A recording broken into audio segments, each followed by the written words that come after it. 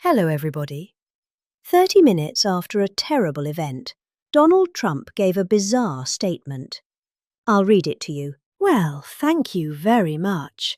That was very unexpected, but incredibly acted upon by Secret Service and law enforcement. And this was an event dedicated to freedom of speech that was supposed to bring together members of both parties with members of the press. And in a certain way it did, because the fact that they just unified. But I saw a room that was just totally unified. It was in one way very beautiful, a very beautiful thing to see. A man charged a security checkpoint armed with multiple weapons, and he was taken down by some very brave members of Secret Service, and they acted very quickly and have just released for purposes of transparency, clarity. I've ordered it to be put out. You probably have it by now.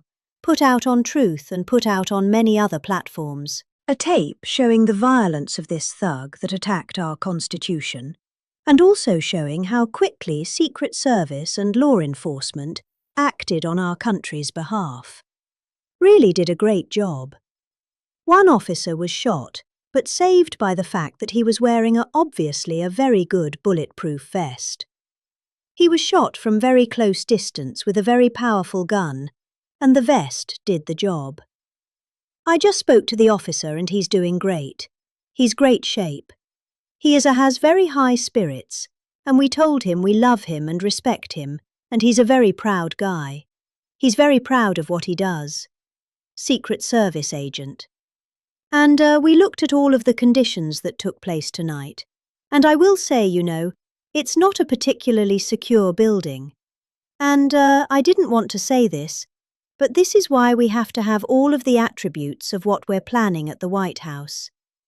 It's actually a larger room, and it's a much more secure. It's got its drone-proof. If it's bulletproof glass, we need the ballroom. That's why Secret Service. That's why the military are demanding it. They've wanted the ballroom for 150 years for lots of different reasons. But today's a little bit different, because today we need levels of security that probably nobody's ever seen before. But everyone owes a tremendous debt of gratitude to the courage of law enforcement. The law enforcement and working with the DC police. And we just spoke with the mayor, and when we're finished, the police chief is going to take over and discuss it also from their viewpoint. But they also performed exactly as they were supposed to. When you see the attacker in different positions, but you also see the attacker totally subdued and under control. So, as you know, this is not the first time in the past couple of years that our republic has been attacked by a would-be assassin who sought to kill in Butler, Pennsylvania, less than 2 years ago. You all know that story. And in Palm Beach, Florida, a few months after that, we came close. We really had some great work done by law enforcement. But in light of this evening's events, I ask that all Americans recommit with their hearts in resolving our difference peacefully. We have to. We have to resolve our differences. I will say you had Republicans, Democrats, Independents, Conservatives, Liberals, and Progressives. Those words are interchangeable perhaps, but maybe they're not. But yet everybody in that room, big crowd, record-setting crowd, there was a record-setting group of people, and there was a tremendous amount of love and coming together. I watched, and I was very, very impressed by that. But First Lady and I were taken very well care very quickly rushed off the stage. Vice President J.D. Vance, who's here, was likewise beautifully done. He was just saying how quickly everybody acted. Law enforcement, Secret Service in particular in this case, but law enforcement. Marco had the same thing. Pete was there. Pete didn't want any help. He didn't want anybody to help him. He doesn't want anybody to help him. But he did get some, didn't you? And I think you also said that it was very impressive.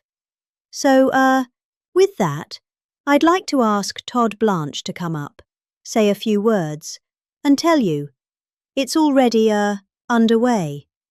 The man has been captured. They're going to his apartment. I guess he lives in California and he's a sick person. A very sick person. And we don't want things like this to happen. I think it's very important that I say, though, and I told the representatives of the evening, they did such a beautiful job. Was such a beautiful evening. And again, they're talking about free speech in our Constitution. That's what it's all about. Not just, White House correspondence. It was really based on free speech and our Constitution. But I said very importantly that we'll do it again within the next 30 days, and we'll make it bigger and better and even nicer. So I just want to thank everybody that was involved. I also want to thank the press, the media. You've been very responsible in your coverage. I will say, I've been seeing what's been out.